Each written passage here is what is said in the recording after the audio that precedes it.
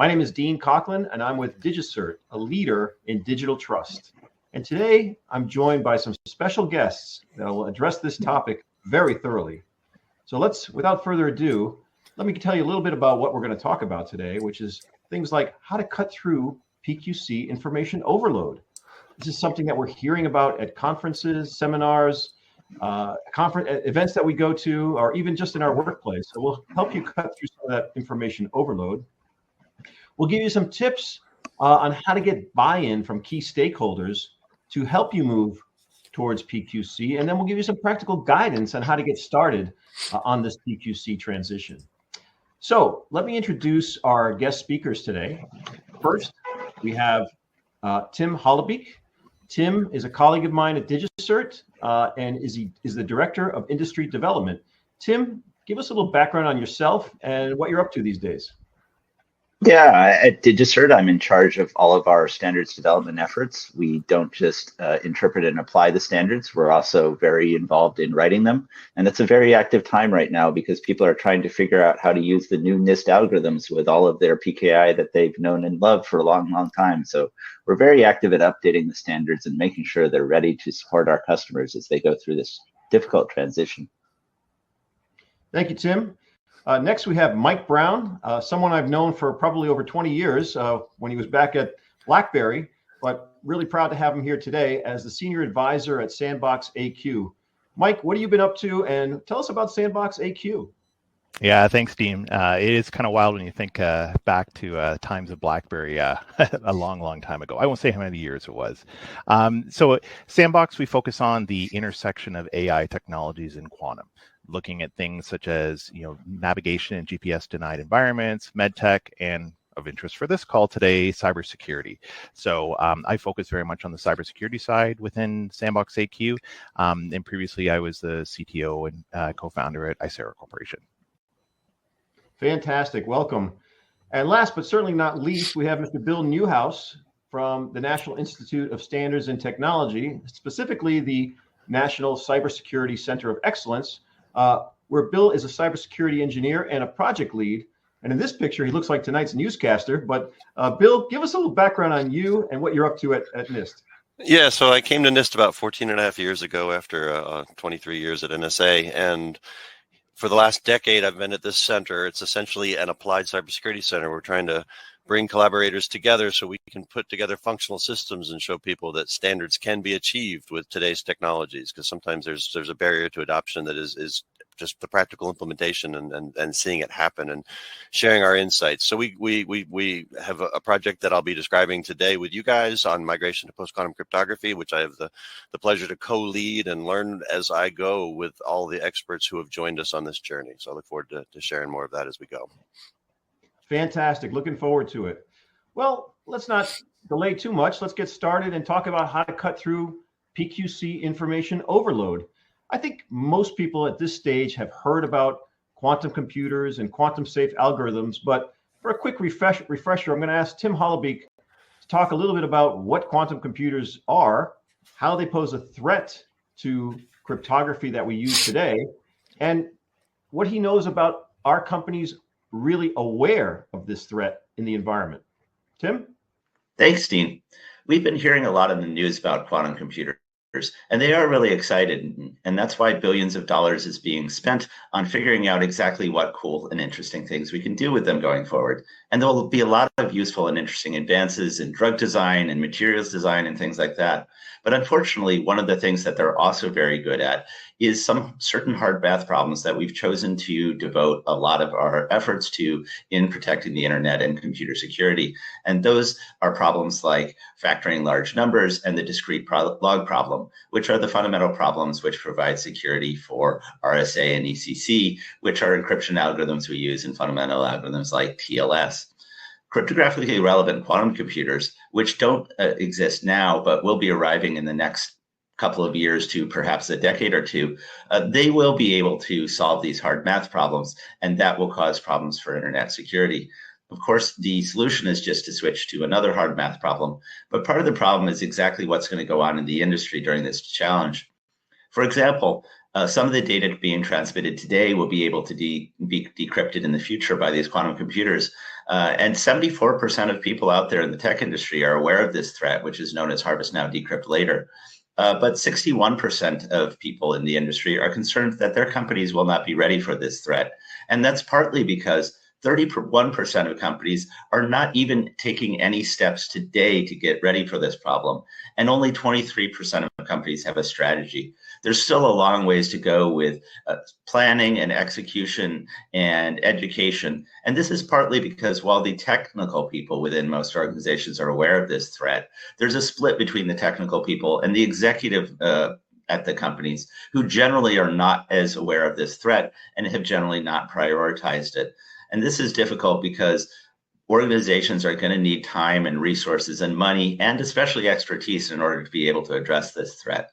So that's one of the things that we would like to see change going forward, is we would like to help organizations brief their executives and become more aware of the transition timelines, what data and systems need to be prioritized, and how we can assist customers in better preparing for and understanding both the threat and when it's coming and what they need to do in order to be ready.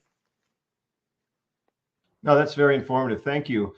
You know, we've had some crypto transitions in the past. I think probably SHA-1 is still in everybody's memory when we had to transition from SHA-1 to SHA-2. Mike, let me go to you on this one. Why is this so different than other transitions that we've had? Is this more complex than the SHA-1 transition? Yeah, we're kind of in this weird situation now where we've gone through, as you said before, transitions like changing hash algorithms like SHA-1 to SHA-2. We went from triple DES to AES as well. But the complexity of the algorithms, so the mathematics and implementations associated with these particular schemes that we're replacing, like we sometimes we forget we've had since the late 70s to get comfortable with RSA, and since the mid 80s to get comfortable with elliptic curves. That's a long time ago. And now suddenly we're bringing in this sort of quote unquote new mathematics that we're going to rely upon. So the complexity of the algorithm changes is much larger than what we dealt with there. And the other half of it is that one of the things we've been very successful over the last 15 years is putting crypto everywhere. You know, I think if you look on this call, probably half of the headsets that you see on this phone call here are using cryptography to authenticate how and encrypt the conversations that are going on just between your mouth and the computer that each of us is sitting at today. Then, you know, you're using it for talking to, going up and looking at, you know, mapping data. You're using it in so many different places that you don't even think about every day. And as Tim said, all of that needs to change. So it's a complexity of implementation, and it's a complexity of where all these things are, which makes this such a larger transition that we've had to deal with in the past. Great explanation. That's great. Well, let's talk about these algorithms. So I'm going to switch over to Bill from NIST to tell us about these algorithms. You know, in the past, sometimes one algorithm came out to fix things, but here we've got 4 algorithms. What are all these 4 different algorithms? What are they about, and are there more coming? Yeah, thanks. So at a very high level, they are expressions of math theory that lattice-based cryptography will defend against quantum and conventional computing attacks on cryptography. So you see 4 here. 3 of them have become federal information processing standards as of August 13th, 2024. So that means we actually have 3 standards you can put into a product, and you can get them as validated as algorithms as a technology provider. You can then get your modules validated within products as well, and that means at a requirements for federal government use of this kind of crypto, there will be products you can actually put in place, and that's something that didn't exist while they were being examined. And the process started back in 2016 at NIST, with NIST committing to putting an effort in and creating a team to put out a request for proposals. They called for proposals. They had to determine the criteria and the requirements before they did that. They did a fair number of workshops and talked to cryptographers and mathematicians around the world. And they moved through a process that has had 5 rounds. And it started with 69 first-round candidates, and then it got pared down to 26, and then down to 7, and then down to these 4. And there's going to be some more ongoing work because diversity in this space is going to be important. Each of these have different characteristics and key size and memory use and speed, and they don't just fit right exactly where today's asymmetric encryption is. So they've got clever names. The contributors were using words like crystals to talk about lattices, and you've got Sphinx Plus, which is Sphinx Plus is stateless hash based, and they've got new names that essentially we can't use the ones that sound like the media companies that we watch great shows and movies from.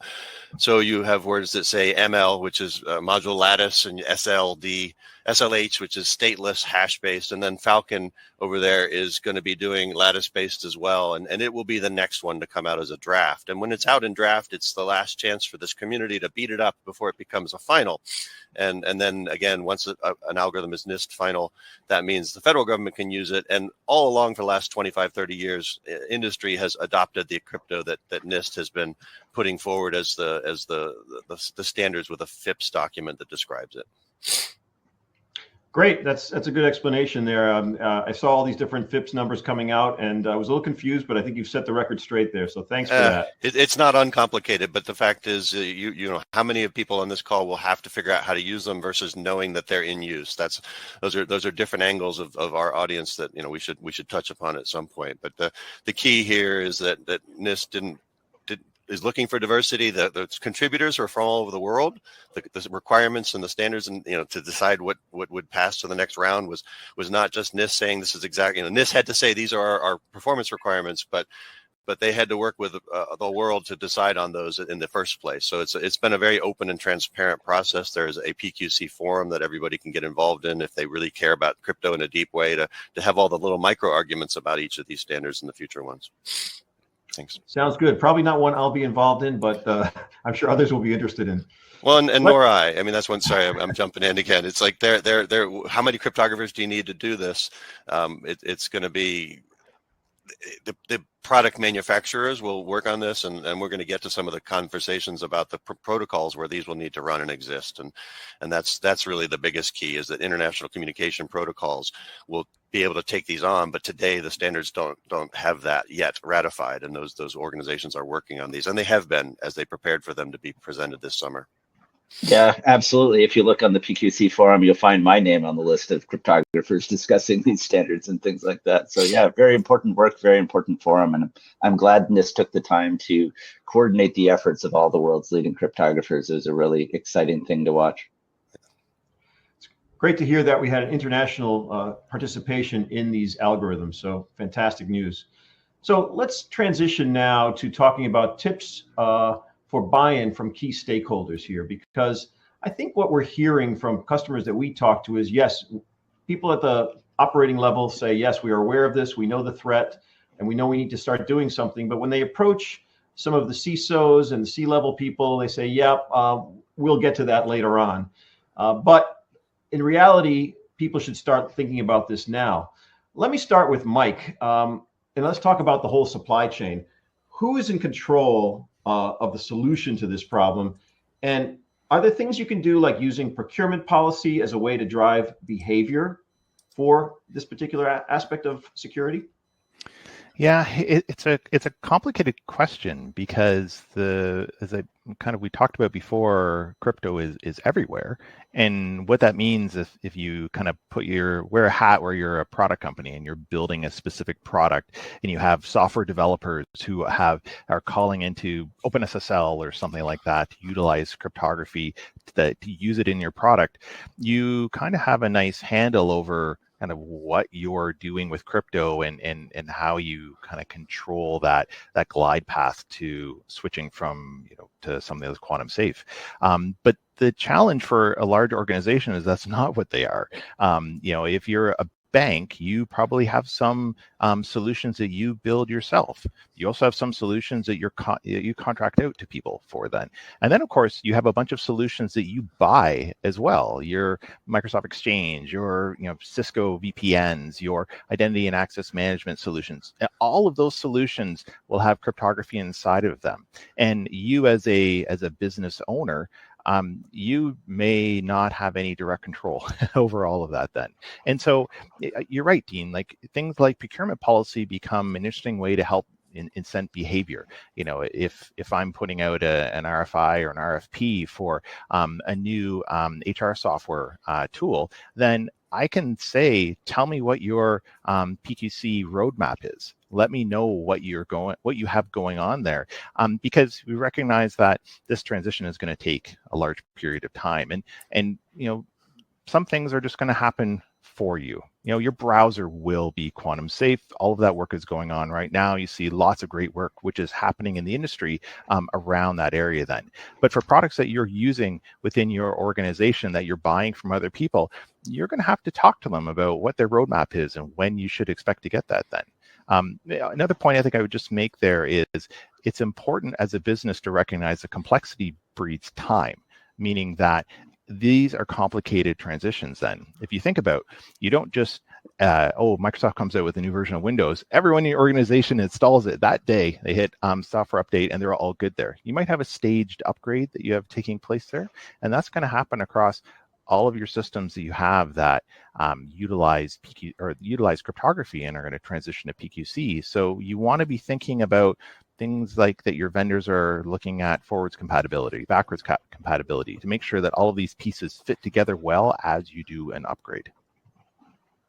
Very true. And in fact, I just remembered now that you were saying that, I had to respond to an RFP recently where that question did come up. What are your PQC future plans, your roadmaps? And that's a question you probably would have never seen a year or two ago.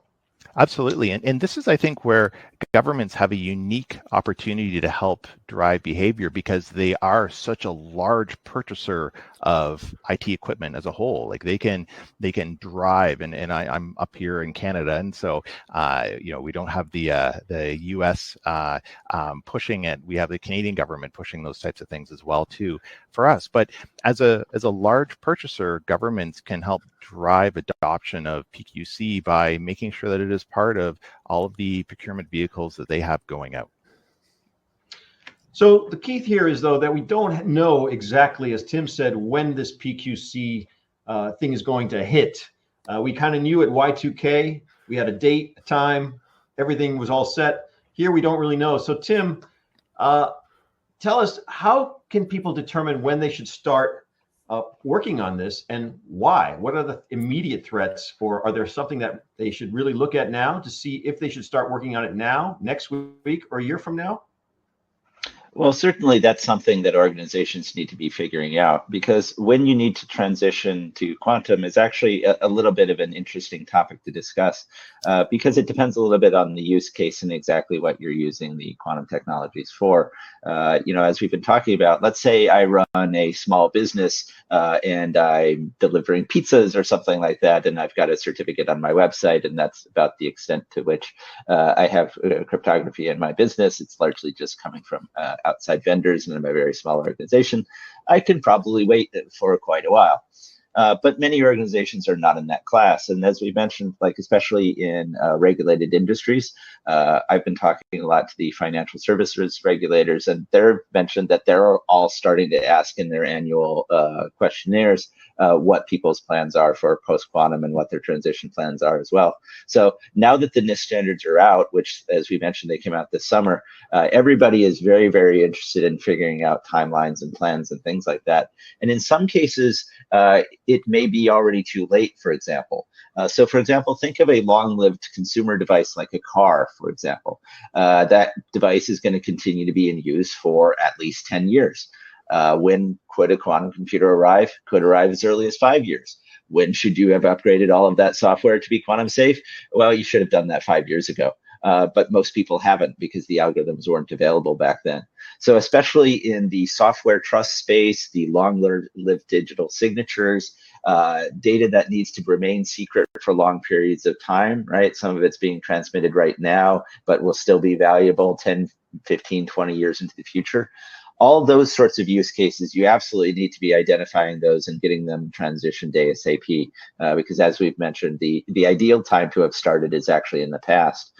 For many other less critical systems, perhaps you can get away with waiting a little bit. But if you look at the deadlines that are coming out from the CNSA requirements, which is what the NSA is advising commercial companies in the US, non-defense, non-classified. This is just their advice for critical infrastructure like nuclear power plants and other critical infrastructure in the US. They're saying that transitions need to be complete by dates that range in the 2032 to 2035 range. And so in order to be completely finished with a large, complicated transition by 2032, that's a transition that's starting relatively soon now. If you remember the SHA-1 transitions and things like that, those averaged roughly a decade or two, and those were simpler transitions. And now that's end to end. Obviously, the critical infrastructure stuff will go earlier, and the long tail is other services that are less critical. But you don't know until you start doing the analysis what's a critical infrastructure service, what has long-lived data that's secure, and exactly how complicated the transition is. So now is the time when, at a minimum, you need to be classifying all your data, figuring out where your critical systems are, figuring out what the correct protection profiles and timelines are for protection of all that data, when integrity mechanisms need to be introduced. Come up with a game plan and a transition strategy for the entire transition. And if that analysis and strategy tells you that you have time to burn, then, good for you. But most likely you're going to find out that you're in a situation where there's action required right now, especially if you're at if you're in critical infrastructure, or if you're in a business that uses software or information that needs to be trusted for more than a couple of years. So Tim, for example, if you're encrypting credit card data, which typically has a very relatively short lifetime, probably that's not something that you should be concerned with now. But if you're having corporate secrets that need a longer security safety, then you're suggesting that those things be prioritized. Absolutely. And many organizations do a poor job of classifying and separating those things out even today. And there are a lot of benefits to having your information correctly classified and segmented. So even just figuring out that problem and making sure that you're addressing your critical data and your critical infrastructure as early as possible, and that you're making sure that those systems are identified and well protected, that provides tangible benefits even before the transition to post-quantum crypto is necessary. Very good. If I could add another tip there is that you've been asked about high value assets in the past, where if you're a certain size organization that has thought about moving to a zero trust architecture, you have vendors who've been saying we can provide you this. You've been asked about high value assets based on you don't want to lose data. Laptops 15, 20 years ago were being left out and they weren't encrypted, and now we have things that are automatically encrypted. So those people who helped you with those processes and maybe your response to the GDPR privacy regulations from Europe, they formed teams that you had to understand your data better. Those are some of those buy-in. You have other stakeholders already in your organization. If you don't have those, then that's not where you need to go. But if you do have people who focus on those things, find them now and make sure they're part of your transition, your migration conversation. And actually, the follow-up question is for you, Bill. I mean, what processes or methods should organizations use to inform their teams about the need to start preparing? What kind of things can they do? Yeah, so we wrote a paper with CISA, Department of Homeland Security, Cybersecurity and Infrastructure Security Agency, and NSA. We put all our names on it, and it says, establish a quantum readiness roadmap. And we've already covered the notion of ask your suppliers what's their roadmap, because if they can't tell you that they've got a need to move to new communication protocol standards, TLS 1.3, from a lower version, things like that, then you've got to start pushing on them, because they're the ones who are going to do that work for you. There's this get ahead of the thing. You don't want to be the organization that learns, hey, a CRQC, a cryptographically relevant quantum computer exists. Now we have a problem and we didn't do any preparation. At least if you've done the inventory at some level and written down which are the priority systems, you can then triage those fastest on that magic day that could be 10 years from now, could be 5 years from now. We don't know, but it's like, don't wait. Because it's going to take, the complexity is going to be high. So I think we're going to touch upon some of these ideas in other areas as well. And I don't want to beleaguer the post, but people say, why now? And it's like we chose some words for post-quantum cryptography. Post-quantum meant that this is the cryptography needed when a quantum computer can break today's cryptography. So that's why it says post. Right after the day that we need this cryptography to exist. It doesn't sound like the work you need to do tomorrow, today. It sounds like the work. It does sound like the work you need to do later, post, way after, and that's not the case. Call it quantum readiness, call it quantum safe, quantum secure, but quantum readiness is really the key topic that we're asking people, and your stakeholders need to kind of start thinking about what that means. And frankly, quantum readiness will mean you have an understanding of your own crypto in a deeper way than you've ever had, which is not a bad thing for people who care about security and their data. It's a great thing. No, that's great. Very helpful. Thank you. Thank you, Bill. Let's transition now to our last topic, which is practical guidance to get started on your PQC transition. We talked a little bit now about this transition. We talked a little bit about what assets you should prioritize, but Tim, give us kind of an overall flow of what this strategy should look like, and what are folks going to do now to get this started? Yeah, so just a very high level flow that's very generic for organizations to give you an idea where to start. As we've mentioned, one of the most important things is understanding that this problem is going and making sure that all the key stakeholders in your organization understand it as well. So education, always the first step. And so by watching this webinar, you're doing the right thing, you're getting started in the right place. So continue that education journey, continue to deepen your understanding of post-quantum cryptography or quantum safe cryptography and how it applies to your organization and how it will the transition will look for your particular organization. Then do an assessment of exactly what's going on. What is your crypto agility today? Can you move quickly between algorithms and cryptographic methods, or does your organization struggle with these sorts of cryptographic transitions? There's all sorts of reasons why you might have to change your cryptography.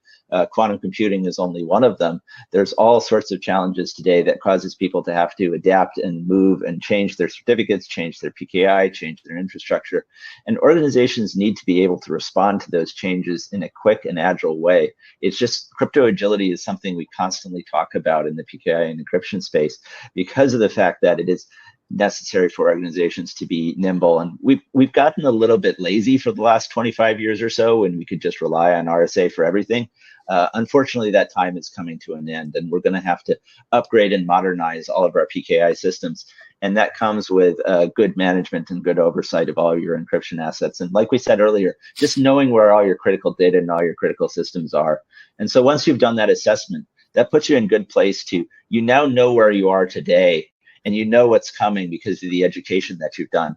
You're then at a point where you can put together a plan of what does the quantum safe transition mean for your organization, and what are the steps that you're going to have to go through for each of your product areas and your products, and what's the plan that you've worked together with all your vendors on. What are they going to do? What are you going to do? When is that going to happen? And what are you going to do to make sure all of your systems continue running smoothly throughout this upgrade? Remember, we're upgrading the ship while we're riding in it, and that's always a bit of a challenge. We're not going to take down the internet in order to upgrade it to be quantum safe. We're going to update it in place. And so once we get to the deployment phase, we must make sure that everything is very carefully tested, very carefully planned, so that when all of these new cryptographic technologies are deployed with different key sizes, different performance characteristics, different algorithms, different protocols, that deployment will all go smoothly. And then you can relax and enjoy the fact that you've got future-proof quantum systems that will survive whatever quantum algorithms try to throw at you. You'll be ready. You'll have cryptography that's based on new hard math problems like Lattice, which are not vulnerable to quantum computers, and you'll be able to enjoy the same safety and information security that you have today. Tim, you make it sound so easy, but I think the key, as you said, is assessing, planning, and educating. And then once you got all that done, the rest comes naturally. Great. So, Bill, I understand that the NCCOE, your employer, has some PQC work going on. Can you tell us a little bit about what you guys are doing in this field? Yeah, so back in 2021, 2.5, almost 3 years before the standards became final, we asked people to join us on a journey to help ease the migration. What are the practices that people need to take? And you've been describing, each of you have been describing aspects of those practices or the concerns that would push you to take on these practices. But these are not muscles that we've exercised very much. A lot of crypto is set it and forget it. It works, it's there, I see it's encrypted, and that's been good enough for a long time. So the point is, we got people together, we signed cooperative research and development agreements, brought them into our lab environment with us. They have opportunity to demonstrate technologies and see what they do. We had the opportunity to try these new post-quantum cryptographic algorithms in communication protocols to see what the performance and memory usage and other interoperability concerns might be. And so the cool thing is that right now we're just past 40 different collaborators. We started originally with 14, and the maturity for each of these is it's been fun to watch, because some of these are world experts. Okay, these are people that if you eventually they'll be in the Internet Hall of Fame, they'll be in the whatever we can create to talk about their work. You guys at Digicert, you've had a strong role for a long time, and that's why you guys are collaborators in our project. And Sandbox, Mike's with us. They're a collaborator. They first walked into the conversation with, we have an inventory tool, but they also had cryptographers who understand that once you look at the inventory, you're going to have to make some really challenging and interesting decisions. And so the maturity of all these things we've been bringing together. So we've established 2 work streams. Last December, we put out our first publications. We tried to explain which publication you should read. If you're doing interoperability and performance, you own your technology and the code within it, and you're trying to make sure you're going to modernize to the new PQC algorithms. It's your responsibility to do that for your customers. For inventory and discovery, well, first off, just kind of showing people there's a lot of places to look. We heard words earlier about sort of the firmware embedded old things that you can't modernize and update easily because they're in technology that just can't support these new algorithms. We need to look at all those things, make decisions, and now we're taking the conversation towards risk management and prioritization of where to consider migrating and where to mitigate. There will be other tactics and techniques that some people will take to protect your data. It doesn't have to be put the new crypto in there. You have to ask yourself the question, what am I protecting? How long do I need to protect it for? So it's a really awesome group. We've got a new publication we'll be posting mostly through what NIST is now using as our US NIST GitHub, and we have a pages.nist.gov. So we'll get the information with the test results in front of people faster, and we'll remind you why we did those tests in our 1800 series publications, so you can kind of keep track of the rationale, and you can push this group of collaborators to take on use cases that will matter for you. And we'll be identifying gaps. These algorithms don't cover all the needs yet, and that's something to explore. The good news is you got 3 to play with. You got 3 that can be put in products, and you can start to implement them. I wouldn't say the bad news, but there's not really real-time monitoring of crypto at a high level, right? And so we're not really talking about that yet, but there's crypto agility, there's crypto kind of continuous monitoring conversations that are starting to grow, and trying to frame all that in this giant migration challenge is pretty exciting. The inventory tools will today find that you didn't actually finish your migration from SHA-1. You didn't finish your migration from DES. That could look bad, but it just means you had an app that somebody built for you 20 years ago, and it still serves your business's needs. And again, you might not change that one out, but you could find another way. You could get that modernized. So there'll be a lot of cleanup on aisle 6 when this gets going in a good way. And we've got a great group of people working together. Yeah, I have to say, I've been involved in this, and I'm so impressed with the global people that are involved in this project. Cryptographers, scientists, et cetera. It's just a really, really impressive group, and it's going to be coming out with some really good stuff. So thanks for that. Yeah, I mean, you said it earlier, international, right? It's the U.S. government, NIST took on a responsibility. Probably some people are like, great, we tricked them into doing it. No, I'm kidding. We had done processes like this before, so we had built the trust, and other governments have said we will adopt them.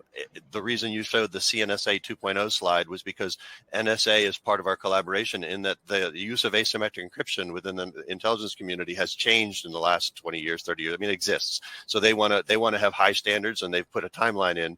Now, for the non-national security part of government, NIST will be pushing with OMB, with the Office of National Cybersecurity Director, to say in the U.S. what are the standards we have to meet we aren't deprecating today's asymmetric encryption yet. There's no message that says stop using RSA or ECDS, the elliptic curve stuff. But it says if you can start moving off of those, you're in a better place if you have high value data that you don't want to lose, that you don't want somebody to decrypt 5 years from now when it still has value to your competitors, just to embarrass you, whatever it is.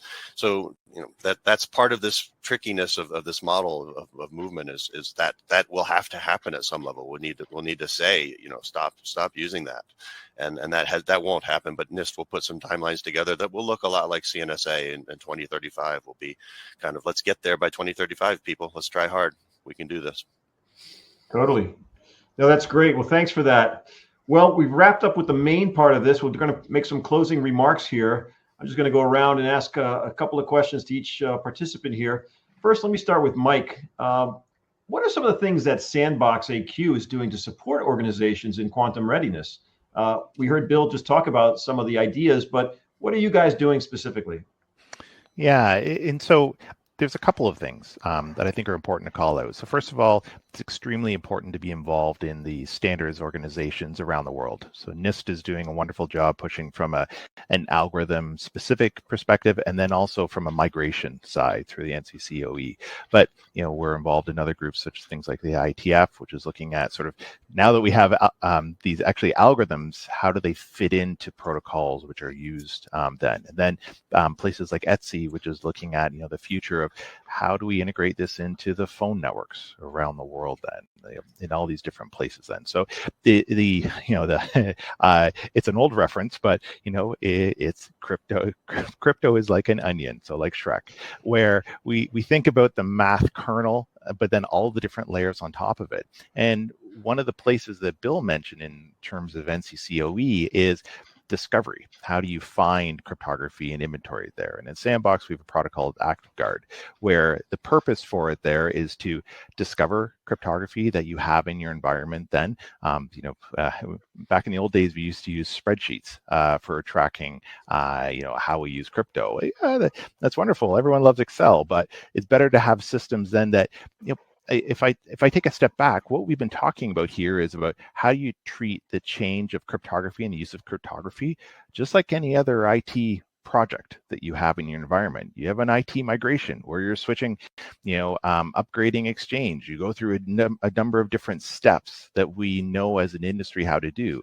We want to move to that level of maturity with cryptography where we can discover its uses, where we can decide what's good, what's bad, how does it integrate into my CI/CD pipelines for when I'm actually developing products then.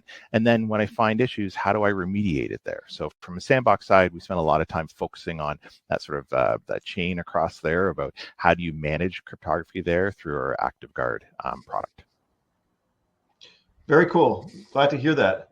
Let me pose the same question to Tim from Digicert. What is Digicert doing and what are we offering for folks looking to do a PQC transition?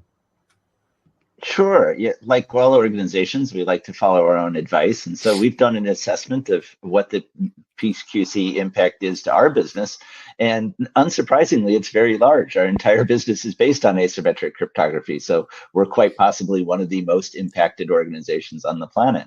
And so we're upgrading all of our product and solutions to be quantum safe and to be ready to help customers, assisting them with these important transition.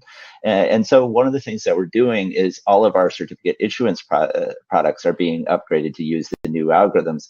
And we're actually issuing certificates with the new algorithms today. We already have them available for people who are doing some early exploration and prototyping in this area. So that's something we're definitely helping customers with.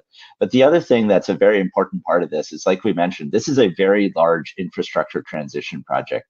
And as we mentioned, people who are managing cryptography and certificates at scale, one of the lines that I keep using to Mike's point is the very first thing that will become obsolete as part of this transition is the Excel spreadsheet you're using to manage all your certificates in cryptography.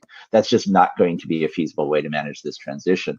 You need to be able to be finding all of your crypto and all your certificates and managing them at scale. And that's what Digicert's Trust Lifecycle Manager is all about. We've been helping companies handle cryptography at basically the largest scales on the planet for a long time now. And we're going to continue to do that through the transition. And we're going to continue upgrading all of our certificate management tools so that they'll assist customers in finding all of their crypto assets that need to be upgraded, managing the transition, and then making sure everything's going smoothly for all of the very many types of certificates in PKI that our customers use. PKI is pretty much in everything these days, and it needs to be carefully and professionally managed. And that's our core business. So we're going to be helping our customers both keep understanding their existing situation and their existing PKI deployments, but then managing and maintaining that PKI deployment as it goes through this transition over the next 10 years.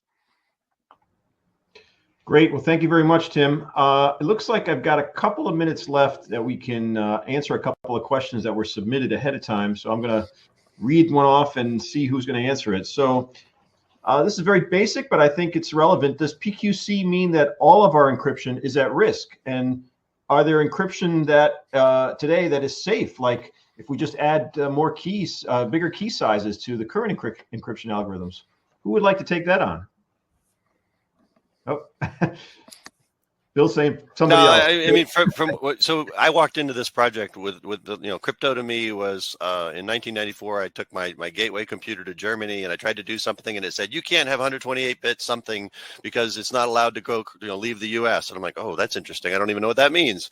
I was doing telecommunications. All my encryption was on giant symmetric encryption devices that had keys that we distributed around the world with a very complex methodology, which wasn't electronic. It was put it in a pouch and move it around. So symmetric encryption is considered not at risk if you update the key size to be large enough. And so the message here is asymmetric encryption, not symmetric encryption, is the quantum, the CRQC quantum computer that can run Shor's algorithm and a few other algorithms won't hit the symmetric stuff in a big way.